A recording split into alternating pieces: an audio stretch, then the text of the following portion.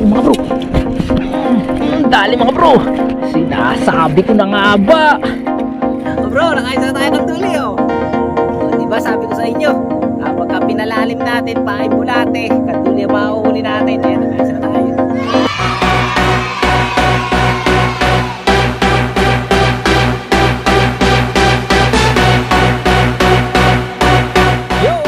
Good morning sa inyong lahat mga bro, mapagpalang araw sa ating lahat.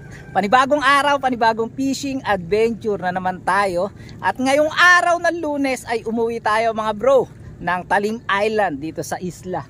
At ngayon narito tayo sa dulo ng baywalk ng Barangay Kasili. Ayan, sa ating lugar. Ito yung pinakandulo ng baywalk mga bro. At hanggang dun sa may Pretil. Mapapansin nyo mga bro ay grabe na yung taas ng level ng lawa no. So ayan no, halos pantay na sa dulo ng baywalk. Kaya pagka malalaki yung alon, sigurado na inaabot ito. Kasi kung mapapansin nyo dito, ayan, may mga water lily. Sana mga bro, kumusta kayo lahat? At sa wakas, nauwi rin ako dito sa isla ulit. At yan, magpipishing tayo. So meron akong dala na 2 pamingwit.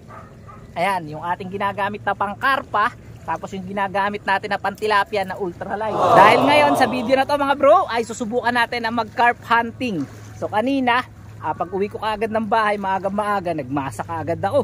Gumawa ako ng pamain natin sa karpa. At yun nga, susubukan natin. Kasi nung mga nakaraan, nakita natin sa video ni Rodjoy Fishing, nakahuli si Kuya Vic ng karpa dyan sa may barangay Kalinawan. Naku mga bro, umuulan. Hindi yata nakisama sa atin ang panahon. No? Oh no! Di bali, minsan lang naman tayo makauwi. Pag umulan, basaan tayo mga bro. Meron naman tayong gamit na action cam. No? So yun nga mga bro, nakita ko sa video ni Bro Rodjoy na si Kuya Vic ay nakahuli ng isang karpa na malaki. Kaya sabi ko pag uwi ko talaga, mamimingwit ako, susubukan ko naman dito sa ating lugar. So yan. So tara mga bro, samahan nyo ako sa fishing adventure natin to. Let's go! Mga bro, narito tayo sa ginagawang nire-repair na speedboat. Ayan, malaking bangka. Tawag sa amin yan flatboat o speedboat, ganyan. So nire-repair siya. At ito yung dala natin 2 pamingwit. Ayan. So ito mga bro, susubukan natin pangkarpa. Kasi kung mapapansin nyo, ang hook niya ay medyo malaki. So ganyan ang ginagamit natin na pangkarpa mga bro. Number 12 yata yan o 11 ang size. Tapos yung pantilapia naman, kaso kukunti ang aking bulate, ay eto, yung ating hook medyo maliit naman. So yun nga, dala ulit natin ang mahiwagang kanyuto natin. Namiss natin itong ating kanyuto mga bro, no? Matagal natin hindi nagamit, dinala ko para meron tayong upuan. Meron tayo dito na extra na hook. Tapos ito yung ating minasa. So ang masa mga bro ay mix ng pellets, kahit anong pellets na patukan ng manok at saka harina. So lalagyan nyo konting tubig, tapos hanggang sa makuha nyo yung pinakang texture na ganyan, no? Yan, yung kumakapit sa hook mga bro. So hindi karamihan to. At si Kagawad daw ay pupunta rin maya maya, may tinatapos lang. Kaya tayo ay magpipishing na mga bro. So tara, samahan nyo ako. So nga pala, narito yung ating bulate o konti. Ayan, so subukan rin natin manilapia. Baka sakali makahuli tayo, no? Ayan mga bro, dumadating na si Kagawad. Ayan, no? Hindi pa tayo nakakapagsimula, dumadating na. Kaso nga lang mga bro, hindi nakisama yung panahon. Ayan, no? Umuulan. Pero hindi naman malakas, ambon pa lang. So sana wag na lumakas. Pero tingin ko lalakas mga bro kasi amihan. Medyo madilim dito sa part na to. So dito maliwanag, ayan, maulap. Pagdating dito mga bro, madilim mo. Papunta dito yung hangin. Tapos. So yan, si Kagawad. Magandang umaga. Na-miss ka ng ating mga subscriber. Tila yata 1 buwan tayo na hindi nakapag-upload, na hindi ka kasama. So ako kasi nakapamingwit ako sa Marikina O ayan, si Kagawad mga bro. Good morning mga bro. So magkano tayo? Tatis tayo ng karpa. Yun, So, napanood ko mo. na rin mamiwas. Di kasi ako nakakapamiwas talaga. So busy sa barangay. Marami dumana bagyo. Yun. Sa laot. Ayan. So ayan. So kumusta naman natin pala isdaan doon? Nagkabalian, nadaanan ng tikiw. Yes, sa ngayon kasi yung nadaanan ng tikiw ay yung kantuan ay wala pang tulos. So sana matulusan agad natin. Tapos pispan, okay naman. Ayan. Yung mga similya mo naman, okay naman. Ayun, ayos. Ano ba tayo isa shoutout bago tayo magsimula? Ayan, shoutout nga pala sa aking mga kumpare. Ayan, NC Anglers, shoutout. At nakita ko nakakakarpa na sila. Yun nga, sinabi ko nga sa vlog, nakahuli si Kuya Vic. Ayan, shoutout din sa lahat ng nag-aabang. Ayan, sa mga kagawad natin diyan. Ayan, sa Batingan. Shoutout sa inyo lahat mga bro. At Ayun. sa mga solid subscriber natin na yan. Ayan. Ayan mga bro, magse-set up lang kami. At tayo ay mamimingwit na. So samahan nyo kami. Ayan na, lumalakas na ulan. Pero basaan tayo mga bro. Ayan. So ito yung ating pamingwit. At sinukat ko na kanina yung lalim ng lawa mga bro. Grabe, napakalalim. So tingnan nyo yung stopper kung nasaan. Ito mga bro, parang 2 tao na yata. So ito, tapos ito pa. Siguro mga bro, karkulak ko. Mula dun sa pinakadulo ng taga hanggang dito sa stopper, mga 3 metro. Grabe ang haba, lalim. So ang tingga natin mga bro, 8 grams. Ayan o. So, tara, magpain na tayo. Ganito lang ang pagpapain nito mga bro. Kukuha ka lang ng mga ganyan, tapos ilalagay mo na sa hook, babalutin mo. Ayan, lumalakas na nga talaga ang ulan. Ayan, pagbalot mo na ganyan mga bro, ay pwede mo na yung iagis. Ayan, ganyan. Makakahuli na yung karpa. So tara. Oh, sukat na sukat nga isa eh. Ayan. Yun. So ayan mga bro, kumagis na tayo. At cut ko muna ang video natin at mag-action ka muna tayo, no? So malasang ulan. Si Kagawad magpapain na mga bro. Wala pa po. Ay mga bro, patayin muna natin cellphone. At umuulan, lagay muna natin sa kanyuto. Yun. Parang pipe po nilalagay nila. So ayun ang ating floater mga bro. Pero yun po yun, ano, yun po ay Sana makahuli. ano na pala, ano ng tubig. Lusutan ng tubig. Mga bro nga pala, isang taga lang yung gamit natin, isang hook. Kasi pangkaraniwan pa nagkakarpa tayo, di ba? Minsan 2. Minsan kasi risky rin yung pagka yung 2 yung hook. Dahil pag nakahuli yung isa, posible na sumabit yung isang hook sa mga patuto ng Skylab, di ba? Sa mga lambat. Kaya ang ginamit natin mga bro ay isa na lang. Si Kagawad kaya ilan? Kagawad ilan ang gamit mo? 2 ito. 2. Kaya malakas sa pain si Kagawad mga bro. 2 pain.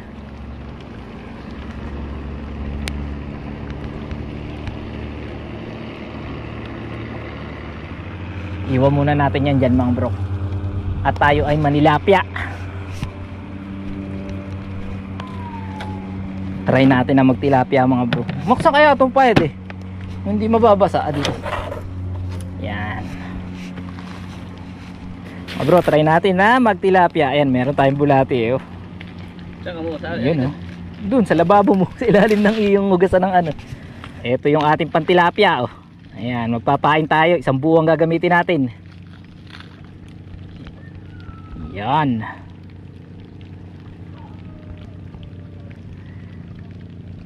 Diyan ka muna Kagawad. Ako muna maglilibang ng pantilapia.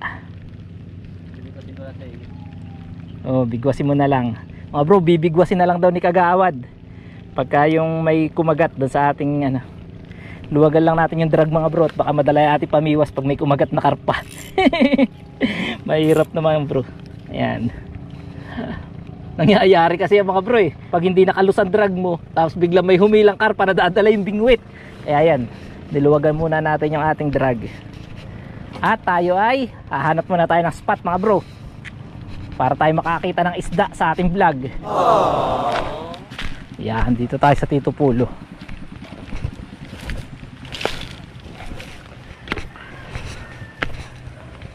Uy, may babaran kanina tumak sa Tito Pulo.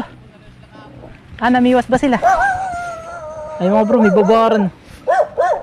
Okay, try natin dito mga bro. Yan, dyan tayo.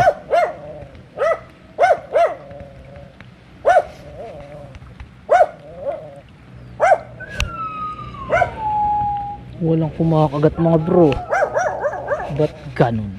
Ganyan sa may banda ron.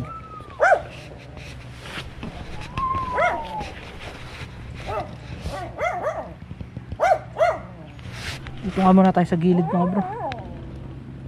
Sumabit pa. Ay sauce. Naputol tuloy. Dito nga muna sa gilid. Mga bro, nakita natin ang fish keeper dito ng Tito Pulo. Ito yung fish keeper niya malaki. Namingwit pala siya kahapon. Tingnan natin kung may laman. Eto. Yun, malalaki mga bro. Yan oh. Malalaki. Isang mamaw. Tapos yung isa patay na mga bro. Ibalik natin sa Tito Polo yan mga bro.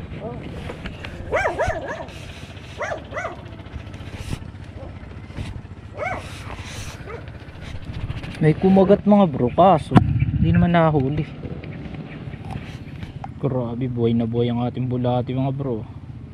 Lalakas ah.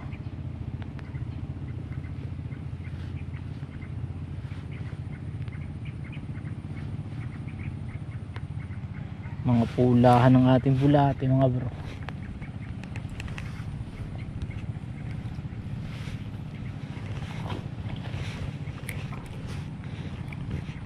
Wala dun mga bro. Oh, ba't tawak mo? Nanibit ba? Ha? Hindi mo sinalti. Wala dun eh.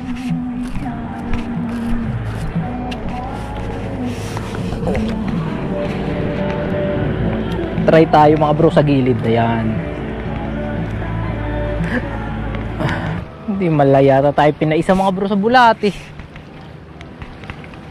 Nangyari. Nasaan ang mga tilapia rito ngayon? Kaya nga, dyan nga ako pupunta eh. Ay, nawala ang mga tilapia mga bro. Dito naman tayo mga bro sa batuhan. Parang nawala ang mga tilapia mga bro.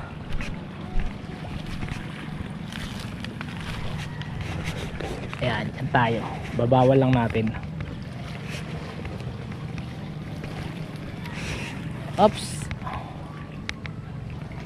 Sumabit. Lah.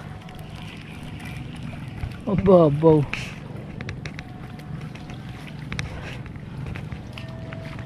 Yun. Ayan mga bro, dahil wala tayong mahuli na tilapia, manganganduli muna tayo mga bro. So pag manganganduli kayo mga bro, ay palalalimin nyo yung halos lapat sa sa putik.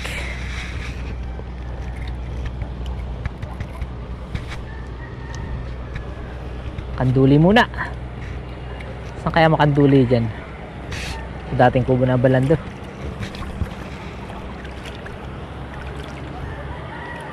Mag video tayo mga bro. Baka may makahuli na eh.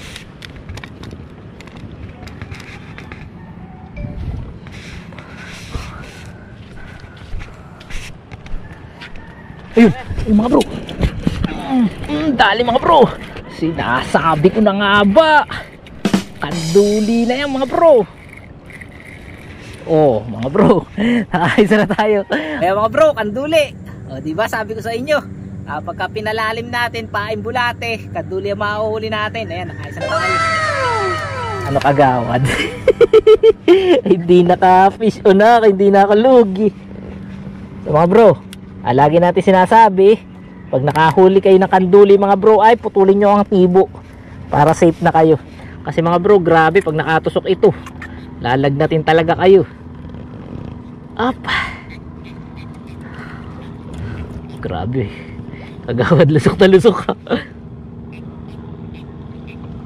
Kagawad din mo, bulati ang pain ko. Bakit ganito? May may masa. Kumain ng masa. Hindi kaya tayo. Masa? Amin mo nga. Ha? Mga bro, may masa oh. Masa nga. May masa mga bro, ibig sabihin kumain ng masa. Grabe naman ang hirap tangga. Aray. Aray. Masa baka naman tayo talaga. Hindi, masa talaga. Hindi natin dyan mga bro. Woohoo! Wasero. Masa kagawad. Manganduli pa tayo mga bro. Medyo madami pa naman tayong bulati mga bro. Si kagawad ang masisiro, tayo hindi.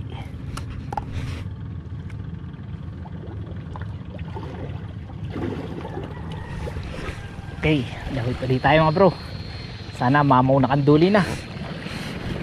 Yung talagang napakalaking kanduli mga bro.